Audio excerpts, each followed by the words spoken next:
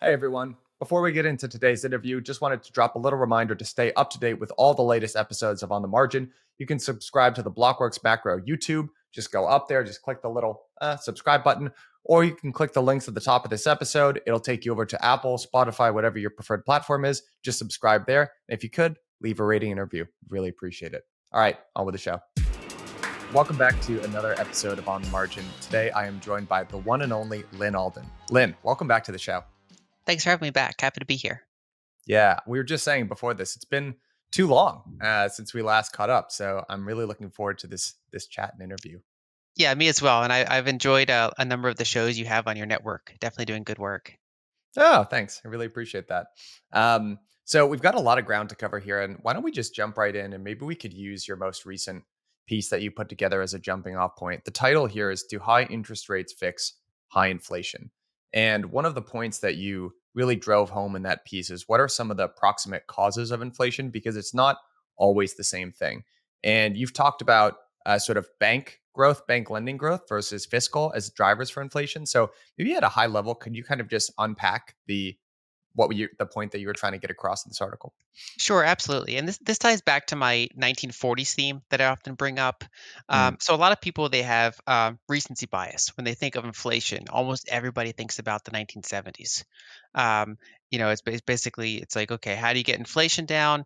You become Paul Volcker and you raise interest rates, and that's kind of the axiom that people operate with inflation. But when we look back in history over, more countries, more sample size in terms of length, we see that there's actually multiple different types of inflation. There's different causes of inflation. And, I think we can kind of put that into three categories. Um, the one category that's present in all the different ones is that there's some degree of supply constraint. We don't have infinite resources. So if you had infinite resources, like let's say our entire economy consisted of software, you might not get corresponding price increases with increase in the money supply. So generally, what you see in times of inflation is that you run into some real world constraint. In the 70s, for example, U.S. oil production peaked in 1970 after almost like a century of just almost every year's up, structurally up, and so we became more reliant on imports, which made us more geopolitically exposed, and so that was a constraint that then made so that larger than normal money supply growth does have pretty tangible consequences. So that's always a factor, and it takes different forms. But then the other two factors are the other side of the equation, which is generally an expansion of the money supply. And then the question is, where's that expansion of the money supply coming from? And there's really two main ways that money supply in the modern economy uh, happens. And the one that most people think of is bank lending. So as banks as velocity increases, as loan creation increases, we get more and more IOUs, basically deposits, chasing a similar amount of goods and services, and so you get inflation. That was in the 1970s. That was the primary driver of money supply growth, loan creation, because you had the baby boomer generation, which is born starting in the late 40s, early 50s. They were turning 25, 30 throughout the 70s and then into the 80s, where they were entering their home buying years, which is when people start making use of credit. So due to demographics reason, we had like higher than normal rates of loan creation, so fast money supply growth, and then you added on. I mean, you had significant fiscal deficits. They weren't huge, but they were there.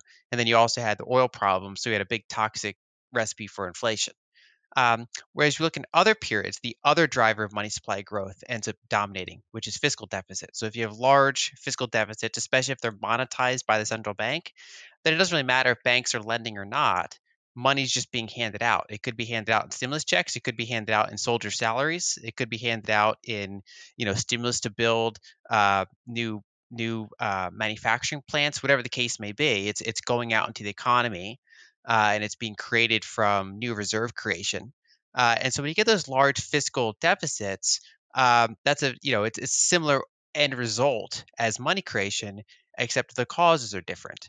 And that's what we saw in the 1940s, and that's what we saw here in the 2020s so far, which is that the inflation in those eras was not because banks were lending at a higher than normal rate. It was because the government was running larger than normal deficits to respond to what they perceive as a crisis. Um, and so the challenge there is that the tool of raising rates is primarily effective at trying to slow bank lending. It makes it less attractive for people to borrow money, and therefore can potentially suppress that excessive rate of money growth. But if large government deficits are what's driving inflation primarily, then higher rates don't really tackle that because governments are relatively rate insensitive. They don't usually say, "Oh, well, now because bond yields are 5%, we're going to get together and we're going to trim the military budget." It just doesn't really happen. And so in practice, you have a rate insensitive source of money creation.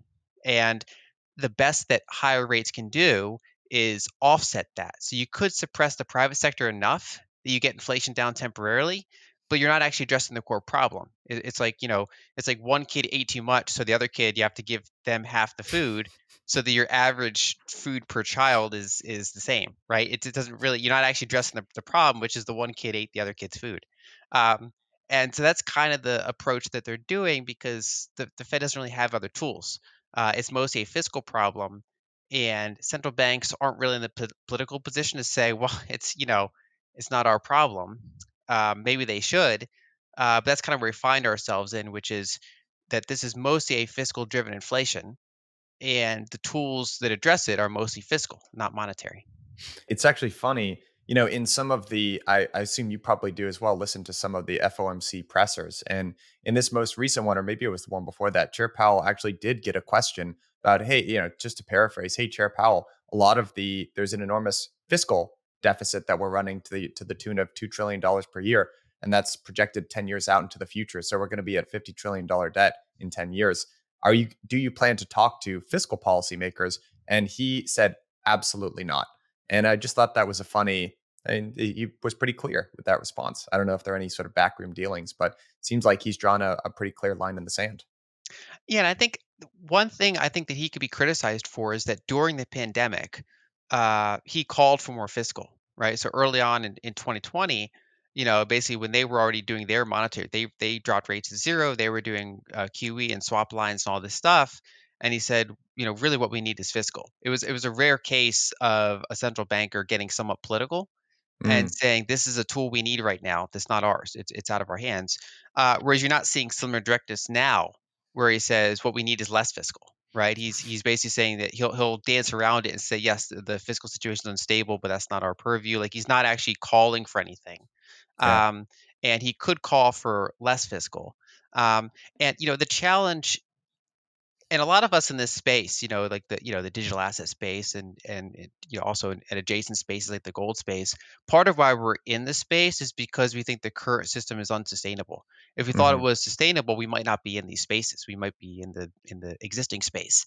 And one of the challenges that makes this environment, say, different than the 70s, going back to the fiscal versus lending concept. So in the 70s, the federal government had 30% debt to GDP, and like I said, most of the money creation was happening from bank lending. So when they raised rates, it would increase the interest expense from the government, which is in some ways stimulative. Ironically, it's pouring money into the economy, but that was a much smaller impact than it would have dampening that loan creation. Right, so it wasn't Mm, an effective inflating fighting tool. The problem in, say, the 40s or the 2020s is that if you have over 100% debt to GDP, and your deficits are what's primarily causing inflation, then raising rates actually increases your deficit, and it increases the deficit at a higher rate than the impact is likely to have on loan reduction in the private sector, because you're expanding a bigger thing faster than you're reducing the smaller thing, which is loan creation. So you get this kind of period where it seems like it's working at first because you're putting pressure on the private sector, you're slowing things down, but then you're building this structural new source of money creation, which is all of these larger and larger deficits pouring into the economy. And so I just think it's a very challenging political position because we don't really have we don't really have the bipartisanship to address the budget directly. And then the central bank doesn't really have the tools to address it, but they have to act like they're doing something. They don't really have the purview to say this is not our issue. So they have to kind of act, even if the act itself is not actually attacking the direct problem. Yeah, Lynn, it's such a good point. You actually had a quote in your piece that really stood out to me, because, to use your words, at the current time, Fed Chairman Jerome Powell is treating the 2020s which is fiscal driven inflation in a high public debt environment, as though it's like the 1970s, which was lending driven inflation in a low public debt environment. He's sharply raising interest rates to try to quell bank lending, even though bank lending wasn't the cause of the inflation in this cycle.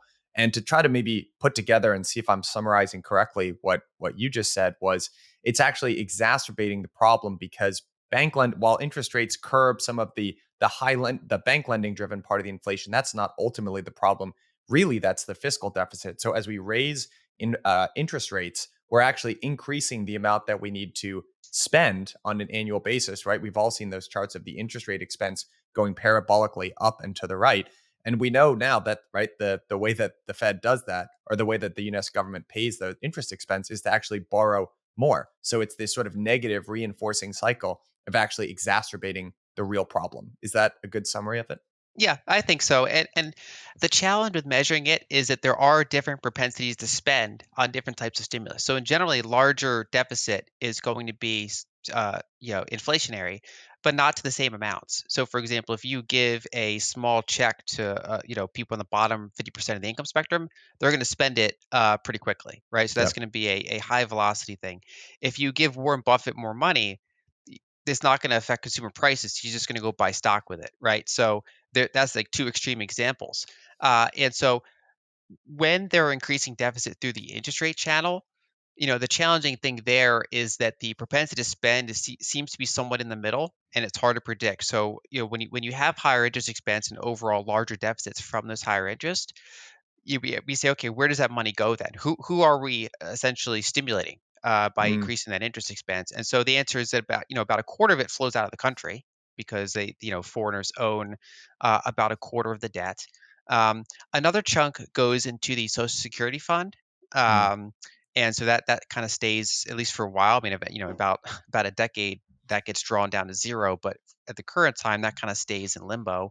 Some of it goes to the Fed, but the problem right now is that the Federal Reserve it's operating at a loss. Its liabilities are yielding higher than its assets, and so money that goes to the Fed actually goes out to the banks, basically. So mm, that's kind of going to the banks, and then the rest of it is the part that's actually directly owned by domestic sources, which is the majority of it, and so that's going to insurance companies, banks, pension funds, just large wealthy holders that own bonds, and that includes a lot of retirees. So a lot of retirees that have, half a million portfolio, $1 million portfolio. They're not super rich. I mean, they work decades and decades and decades, and now they have a retirement fund. They're getting more income on that fund, which means they can spend on travel, they can spend on restaurants, they can spend they can help their grandkids get a wedding, that they might not otherwise mm. be able to afford. They can subsidize, parts of their family members, and so that money does get out into the economy. It just gets out a little bit slower and less evenly than it does if you just did like a child care tax credit or a stimulus check or something. Yeah. So then where does that leave us just in terms of both the cyclical and sort of secular inflation trend? Because we've all seen the charts of CPI coming down. CPI is now actually below core, and core PCE is what the Fed really cares about. That's been a little bit stickier. We've got outright deflation in terms of energy right now. But, where do you think, given all of these different factors that we've just been talking about, what does inflation do over the course of the next decade or so? Is it persistently higher, or have we really seen the peak? So I think in the near term, disinflation is still winning, but Mm, in part that battle's being prolonged, I think, because basically you have on one hand you are squeezing the private sector, but on the other hand you are actually exacerbating the public sector. And mm, so, part of why a lot of these recession forecasts and kind of transfer inflation forecasts haven't materialized as quickly as some people thought is because we're getting to the point where this is actually somewhat stimulative, and it's offsetting some of its own effects. So I think that in the near term, disinflation's winning, but slowly. And I think the bigger risk is that the longer this goes on, eventually the private sector kind of normalizes, mm. whereas the public sector deficits are still there. And then I think we get another wave of inflation in the years ahead. And that'll depend on various factors. Basically, I think the next time we have a growth phase, so the next time we have rising PMIs, rising economic indicators, things like that, I think there's a good chance that inflation would return with it. Um, and so I think the kind of the base case I'm looking at this decade is higher average inflation. Now, whether or not we get up to another period of like 9% is unclear because that Mm, was that was like 15% deficits, and injected kind of right to the middle of the economy. Whereas I think what we could experience is a longer and grindier type of inflation. Now, obviously, things like acute energy shortages or war or you know tail risks can always give you crazy numbers. But Yeah. in general, I think the theme we're looking at is higher deficits, and then structurally deficit-driven inflation, kind of throughout the developed world, and especially kind of centered around the United States, in the decades that follow. Hey everyone, we'll get back to the show in a minute, but just wanted to let you know that we've got our permissionless conference coming up. This is the one that we do with Bankless. It is the biggest and best conference in DeFi. It's going to be in Austin, Texas this year, September 11th through the 13th. If you've been in crypto for a while, you know that bear market conferences are the best conferences because those are the ones that all the alpha's at. This year, we've got a phenomenal lineup of speakers, and the topics that we're covering are insane. We're going to be talking about ZK Tech, roll-ups, account abstraction, MEV, app change, the whole suite of stuff. I cannot wait myself. So, because you're a listener of this podcast, you're also going to get a discount. Type in PODS20 and you're going to get 20% off your ticket. Click the link at the bottom of this episode and go get it now because prices go up every 2 weeks. One of my favorite lessons that you imparted, Lynn, in this article that we're referencing here is I loved your check to one of the great macroeconomic traders of all time, Stan Druckenmiller, and actually correcting him on the record that we have he and it's a statement actually I've repeated a couple times on this show that we've never solved after inflation CPI headline has gone over 5%. We've never solved that without bringing Fed funds above headline CPI, which we have done, not above core PCE, but above headline CPI. But you actually corrected that and said that we did in the 1940s, we actually held rates extremely low and then inflation moderated. So for folks who are a little bit more unfamiliar or not as familiar with that time period, can you just give us a little bit of a history lesson on what the inflationary forces looked like back then, how the US responded, and how that situation ultimately ended up resolving itself? Sure. So, and I've used the 40s comparison a lot for the 2020s. And Yeah, when I point out what Druckenmiller said in the article, it's funny because I caveated that with saying like I you don't really did. like Yeah, I you don't I did. don't like to critique the Grandmaster. Yeah. But it's just a fact. It's just something that whatever data set he was looking at probably didn't go back that far. Um, and so in the 1940s, well, let's go back to the 30s. So in the 30s, you had the Great Depression. You had rising populism, frustrations, in the U.S. and around the world. Um, uh, that almost in many ways directly fed into the conflict that happened, that followed in the late 30s and into the 40s. And during World War II, you had obviously massive fiscal spending, just absolutely enormous as a percentage of the economy. Um, and although a lot of that was spent for, and really a lot of it gets cycled back. You're paying, soldiers. It's kind of like a jobs program. You're building manufacturing facilities. You're getting commodity production online. When those soldiers came home, they put 8 million of them through technical school and college. They gave them mortgage assistance, things like that. And part of what they were trying to do was, in World War One, when soldiers came back, they just kind of gave them a bus ticket and said, "Thanks for serving your country." And one of the issues during that era is that you had the rise of the Soviet Union, and you had in the United States, you had some communist sympathies. That people were saying maybe that is a better model. And it's like, look how they treat us. And it's like, so one thing that the West did was try to say, okay, we'll go 10% of the way there. We'll fix some of the imbalances. But we're not going to go full communist. So it's like, okay, let's do these kind of programs, right? We're gonna this time when soldiers come back, we're gonna make sure that they're brought into the economy better, kind of things like that. Um, and so you had a very rapid, very large deficit, very rapid money supply growth, and then, as one would expect, very rapid inflation. And again, it wasn't caused by bank lending. Banks were barely lending. It was almost all fiscal deficits, and it was monetized by the Federal Reserve. They didn't call it QE, but it was QE. They were creating new bank reserves to buy bonds. Um, and back then, the Fed was captured by the Treasury. So the Fed didn't really like it, but they were told, look, that you have to fund the war. And so basically, they did yield curve control, kind of like what Japan's doing today, where Yeah. right now, Japan has inflation above their target, but they're still holding rates, in that spectrum around zero. back then, the United States would hold short duration rates at just over zero, and they held long duration rates at 2.5%. And the way that the mechanism that they did that was they say any bond that tries to trade over 2.5%, or put another way, if it trades below a certain price, we have an open bid to buy that. Um, and so they had this kind of like low artificial but positive yield curve submerged below the inflation rate. So you'd have inflation spike up to 19%, and that whole short-term and long-term interest rate complex was just locked there. And so if you held cash or bonds, you just got killed on a real basis. You basically it was kind of like classic inflating the debt away. Mm, Um, and after the war, they pivoted towards austerity. They had, the demographics were very different. You had tons of workers for every retiree. You had a very unified economy, like a unified population, like a lot of kind of we're in this together type of mentality. And so you had a very productive period, as some of those war funding stuff was kind of repurposed towards domestic manufacturing. And they pivoted towards austerity. And so the primary way to get inflation down was to stop the source of inflation, which was the large fiscal deficit. So they by essentially defaulting a part of that debt through inflation, and then by directly tackling the cause, the deficit, they managed to enter this kind of next period. And I think the challenge now is that we have, in some ways, a similar but less extreme scenario, with the difference being that there's no end in sight this time. It's demographics driven. It's top heavy age population.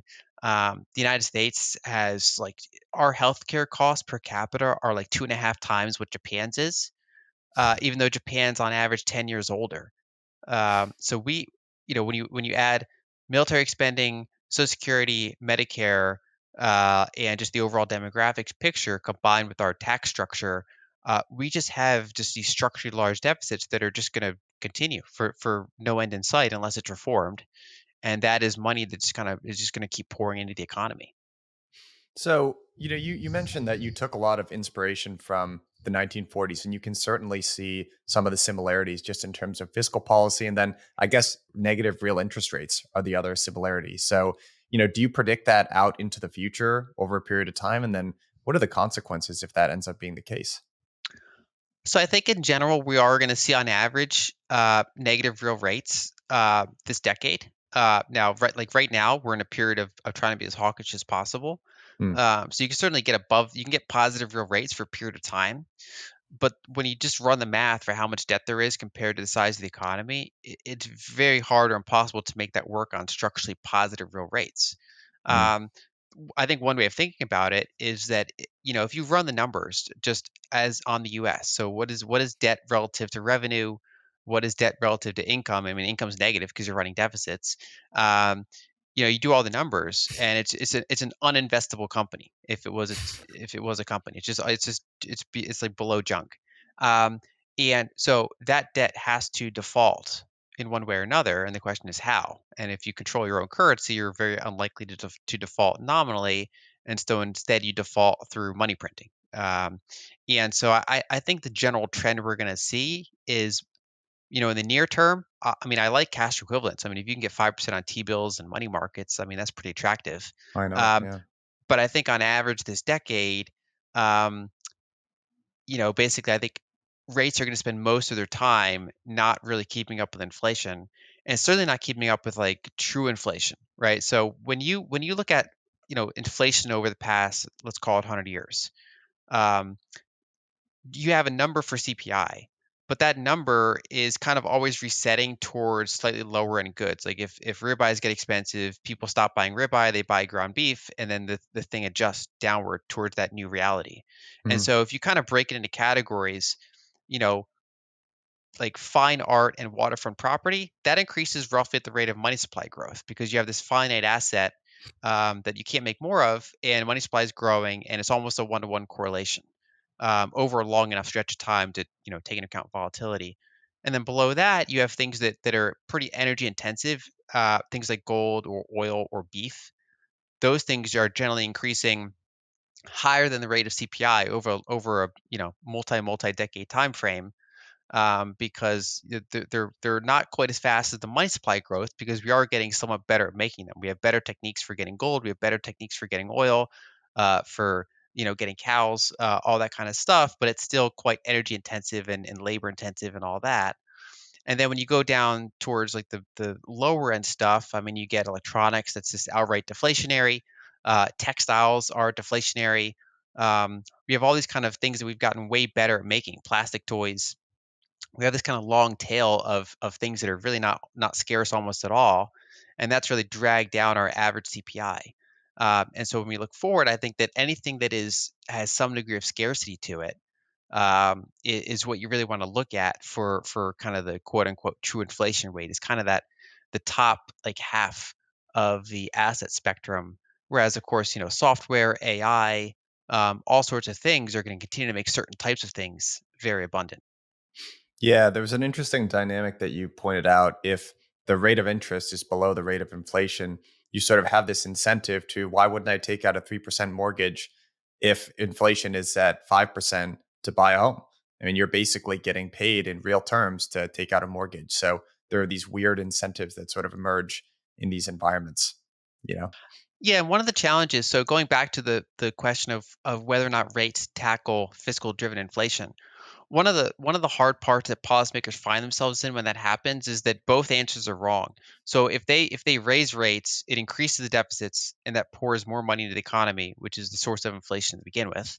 On the other hand, if they hold rates below the rate of inflation structurally, like they did in the 40s, then every single speculator says, well, why wouldn't I borrow money at that artificially low rate while you're pouring money into the economy through deficits and buy something hard with it? And so normally those types of environments are associated with capital controls. They want to basically give the government a lower funding cost, but also trying to prevent new money creation through excessive lending in that new environment. And so in the United States, they banned gold. They had all sorts of capital restrictions. Same with the UK. These economies that were kind of you know more open were now became more restrictive. And we see signs of that today. I mean, Turkey, for example, is trying their policy of low rates in the face of inflation, but then every single person's incentive is, well, I might as well borrow lira and buy anything else with it if you're going to hold rates like well below the inflation rate. And so they have to come in and say, well, we're not going to let you borrow lira to buy dollars, for example. We're not. So they have all these like restrictions on who can borrow lira and things like that. And then we see, Nigeria, Argentina, they cut off crypto exchanges from their banking system. It's all these different ways to try to add frictions to various entities that either want to leave the ledger or that want to borrow the ledger to buy some sort of harder asset. And so that's kind of the challenge when you have when the inflation itself is driven by the public sector. Um, all of the tools to deal with it, whether you're hawkish or dovish, they're just generally not the right tools because it's not a monetary phenomenon. It's a monetary phenomenon, but it's channeled through the fiscal rather than due to loan creation. What's going on, everybody? Thank you for listening to On the Margin. I just wanted to take a quick moment to let you know about a very special offer that we have coming out of Blockworks Research.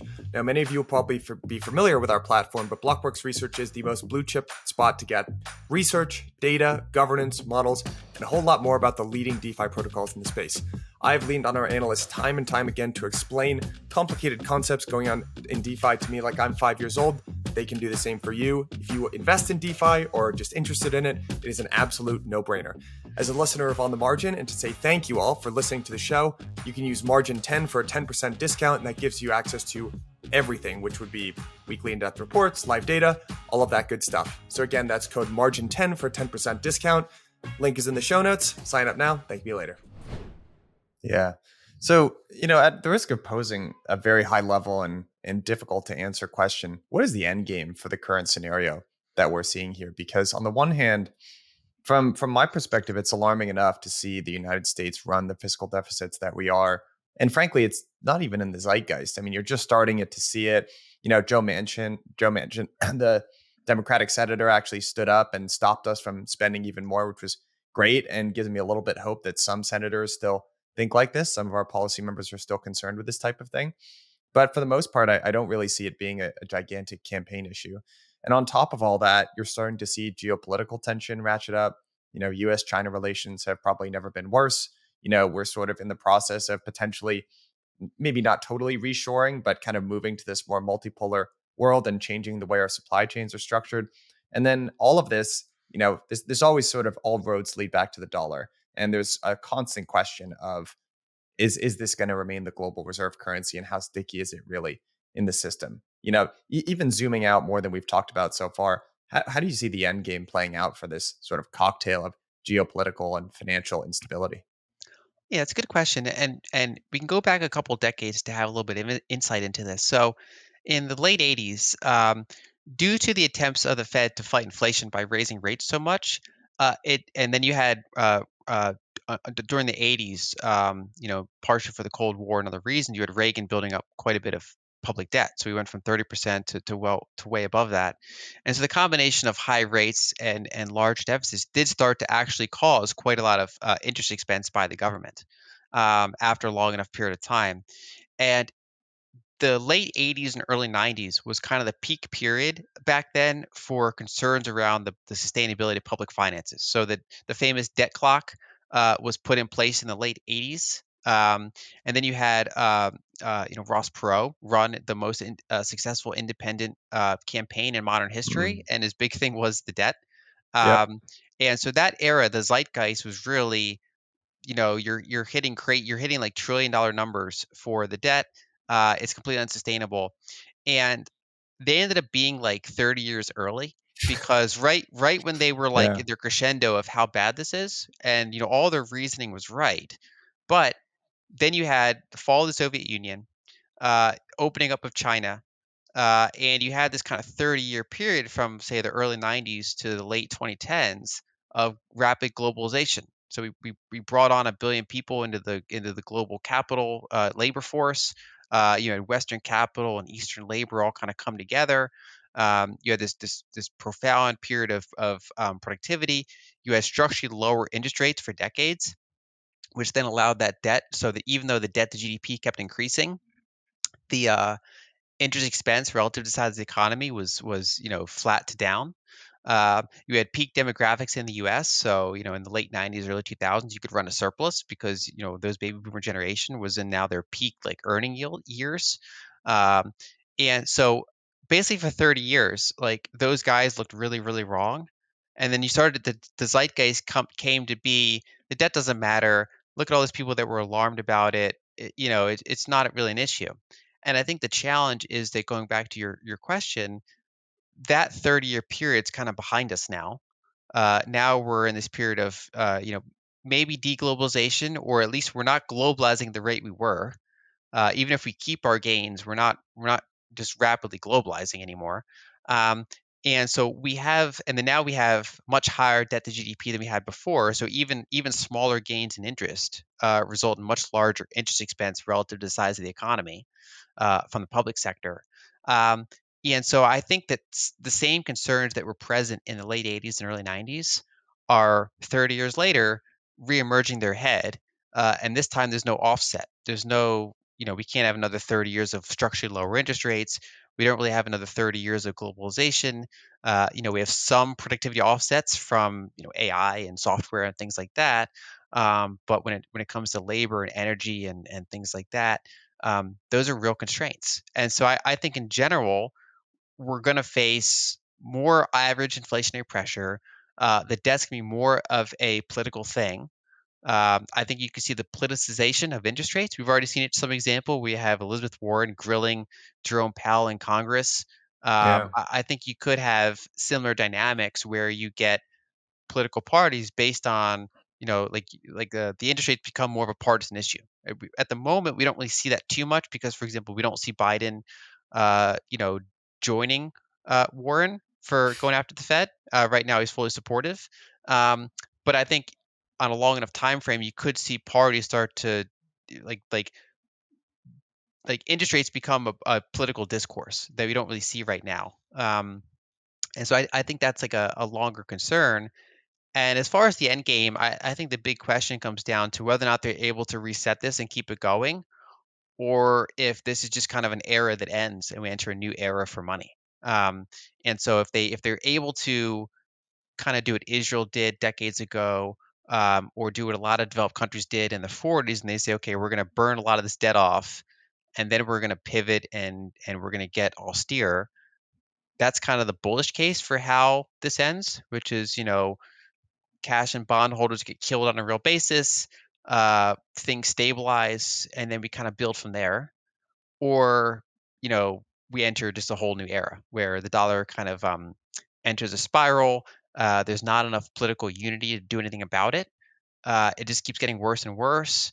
And you probably want to own things like Bitcoin and gold and, hard assets. And we enter kind of we go through the looking glass. Yeah, that's extremely well said. I actually like the analogy a lot that or this sort of historical reference that although there's separation in between the Treasury and the Fed during periods of strife and stress, often those two end up acting in lockstep. And at the end of the day, Congress can, you know, lawmakers have the ability to bend the Fed to their will anyway. Yeah. So, Yeah, they can change laws. If there's enough dissatisfaction, officials can be removed. Um, and so in general, that's just a reality that we live in, is that the central bank is independent in the sense that, we think of central bank independence. It means that the president can't call up the central bank head and say, I got an election in a couple weeks. Can you go ahead and cut rates? That's what you see. That's kind of a banana republic type of activity. That's, a country with weak institutions, that kind of thing is possible. Or the president can just say, I don't like that person, just fire him. Um, when there's more separation of institutions, more rule of law, the hurdle rate for causing that centralization, causing that capture is higher. So mm, it needs more people to do it, but it's still doable. So during times of actual crisis, whether it's World War II, whether it's COVID, things like that, for example, whenever the treasury market gets a liquid, you always see the Fed step in. yep. Um, and so when push comes to shove, independence does diminish. Yeah, I would tend to agree with you there. So, in the more intermediate, right before this sort of end game, and maybe we go through the looking glass, or maybe we get a couple more decades because the policymakers end up figuring something out. We kick the can even further because that's always been the worry for me a little bit. Is I feel pretty convicted in these trends that you're describing, but I think we've even talked about it on this show. But Jack Schwager, he wrote a book called Market Wizards back in 1989, and you could almost copy paste a lot of the interviews that he got at that period of time with big macro thinkers and traders onto what we're discussing today. So, they didn't see the globalization back then. Maybe there's some trend that you and I are missing, but that's always been a concern of mine a little bit. But, in the more immediate time, what are some of the assets that investors should think about? So you've talked about hard assets. I definitely want to get into Bitcoin and digital assets in a bit. What about other things? Like, you were really right on the energy trade for a period of time. What about things like gold, housing, whatever you think is, kind of on a more cyclical instead of long-term secular basis? What should investors be thinking about? Yeah, it's a good question. I think a lot is so. I think when you look at, say, stock market capitalization to GDP, for Mm, example, and other valuation measures, I think we've probably seen the peak. Um, and I think that a lot of these crowded areas are not going to have great returns on a real basis. Depending on what inflation does, they could mm, have positive nominal returns. But I think you're looking back a decade from now. We're looking back from the peak in late 2021. I think that the inflation adjusted returns from some of these major asset classes is not going to be very attractive. And the mm, question is, some of these other asset classes going to be able to provide some degree of alpha? So I think Bitcoin is an attractive one. Um, Gold is challenging, but if you do enter a really truly kind of sovereign crisis, gold is one of the things that central banks can use to basically recapitalize their system. So I think gold is another one to have a position in. And then looking out, I mean, I do think that there are areas like Brazil or India, some of these kind of third-party emerging markets, mm, that I think that there are kind of interesting long-term, like decade-long opportunities. Um, and I don't think that the energy trade is done yet. We haven't really seen even a capex cycle, right? So we've not seen, for example, a whole nother cycle of bringing more oil online. Um, and in general, even though we saw this big spike in oil and this big fall in oil, oil producers kind of never really followed that spike. They never got over enthused. And then as the oil came back down, they're still appropriately priced for Yep. the current level of oil. Um, and so, we're seeing early signs that U.S. shale is running into headwinds. So as you've seen lower oil prices and recessionary concerns, there's not a lot of reinvestment. What makes shale oil different than these other resources is that you need rapid reinvestment in order to keep that production up. You get oil quicker, but you need to reinvest more frequently. And we're seeing rigs go down, the number of rigs. And generally, when you see that decline in rate of change terms, usually energy production, oil production, peaks some months later. And so we're kind of seeing initial concerns that we might be getting somewhat towards the top of our oil production range, at least in this cycle. Um, and so I still think in general the energy and commodity space is interesting. You just have to volatility manage it, right? Because if you go through a recession, if you go through other periods, it can do very poorly. But I still think that's an asset class for this decade. And kind of the way I'm describing it is when we think of the 60/40 portfolio, the problem there is that both bonds and stocks like disinflation. So bonds obviously like disinflation, and then stocks they like structured lower interest rates and no constraints on materials and things like that, so that all these big mega cap stocks can just keep growing and getting higher and higher valuations. Uh, Now, one way to augment that portfolio is to have a section that is kind of a defense against inflation. So it could be energy, could be um, copper, materials, things like that. Could be hard monies like gold and Bitcoin. When you have that slice, it helps you, I think, protect the other two slices in a portfolio. Instead of having all of your portfolio geared toward disinflation, have some of it that's geared towards disinflation, but then you have, a segment of it that's geared more towards inflation, so that no matter what happens, one segment will probably be carrying the other segment. Lynn, do you have any opinions on real estate? And maybe we could segment that between residential and commercial. Obviously, office space has been on the chopping block for some period of time now, and there's been a lot of sort of hullabaloo made about the amount of CRE debt that regional banks hold. I think it's about 70%. Obviously, not all commercial real estate the same. Industrial is very different from office space. Residential real estate has frankly held up a lot better than I thought it was going to, based on what mortgage rates have done. What are your thoughts on the real estate sector in general? Yeah, so if you look at residential real estate in linear markets, that's been holding up very well, and that's you know I was expecting. I wrote about that for a while. That's the part that seemed pretty straightforward because nobody wants to sell, and the valuations, even though they came pretty high compared to the growth in the money supply and things like that, they were not too extreme. It wasn't really like the 2006 2007 period in many Got it. ways. There was not a lot of excessive leveraging, for example in the linear residential space. Um, when it comes to things like Airbnbs or real estate in certain um, expensive cities, or some of these countries like Canada or Australia, where you have pretty insane valuations, I don't touch real estate there. I'm not interested. It's kind of scary in many ways. Hmm. Um, and commercial, like you said, there's very different types. There's multifamily, there is, industrial. There's, kind of retail facing, and office is a pretty small part of it. And then only a segment of office is distressed. Um, and so when you look at the domestic banking system, the large banks have very little exposure in aggregate to commercial real estate. And then the segment that they have exposure to office is low.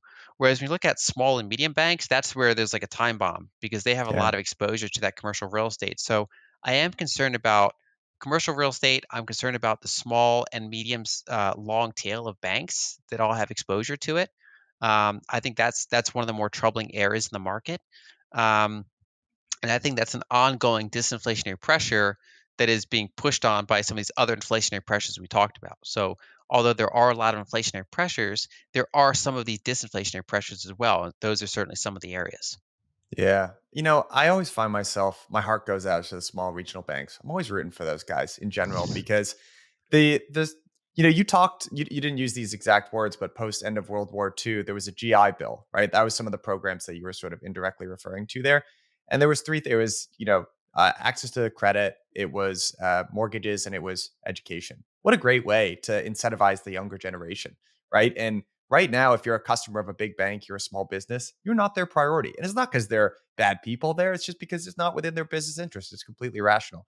So I think that the small regional banks, while they're kind of dying off in the United States, and it would be great to see more of them because those are the ones that fuel, small, medium businesses. And by the way, 66% of jobs, I actually learned this during COVID, are not held by big corporations, corporate America. They're held by small companies. So Yeah, I think one of the overall challenges that in the system we currently have, the larger you are, the better source you have for capital. So, for yeah, example, during COVID, all these lending things basically shut off, whereas the Fed went in and kept corporate bonds liquid. So, if you were a large publicly traded company, you could still roll your debt, but if you're a small business, good luck.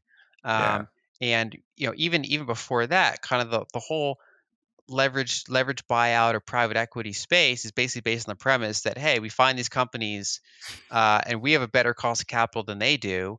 We can go in and buy them and lever them up with cheap debt and then resell them. Or you have a large company that can make a business model out of just going around and acquiring tons of smaller businesses. hmm Because in addition to the overhead savings, it's really about capital savings. And that's just kind of the structure we've been in for the past, 40 plus years. And I do think it's unfortunate. yeah. I tend to agree with you there, Len. Talked a little bit about private equity recently. That buddy of mine sent me a meme that gave me a big laugh, which was, "Do you ever have something that you used to love but now is shit? You have private equity to thank for that." And if you've spent any time in the South, I went to college in Atlanta for 4 years, and there are all these sort of PE type restaurants or sort of living centers, and yeah, you kind of just feel like you're being extracted, and there's not a whole lot Yeah. of soul there, you know. Yeah. But anyway, Lynn, we're drawing close to the end of our time here, and I understand that you have a little bit of a book that's coming out. You can't give us all of the detail, but if you have a little bit of alpha for the listeners here on what they could expect, yeah, give us a little bit of details about it and where they might be able to find out more information. Sure, I appreciate that. So late this summer or early this autumn, I have a book coming out, and it's going to explore the role of technology in money. So how changing technology drove the evolution of money in the past and present, and then what it might look like in the future. And I try to generally what you see, especially among different types of economists, you see hard money people and soft money people always talking Mhm. past each other. So I actually dedicate chapters to try to take both of their views and see how they're talking past each other and kind of get to the foundation of what money is, and how it has operated historically in society. So I think people like this book, and it's something I've put in a lot of time to. So I think if someone's kind of interested in the foundations of what money is, and in terms of exploring some of the dynamics that you might not think about money, that are actually pretty powerful behind the surface, I think it'll be interesting. Yeah. Well, I cannot wait for that one. I've talked about it on the show before, but one of my favorite books ever is Niall Ferguson's Ascent of Money. And this feels like kind of the spiritual ancestor. And I just can't wait to read it. So we'll have to, promote that when it comes out. But really looking forward to that, Lynn. And as always, appreciate your time. This has been a fascinating conversation. So thank you. Thank you. Thanks for having me on. You bet. Cheers.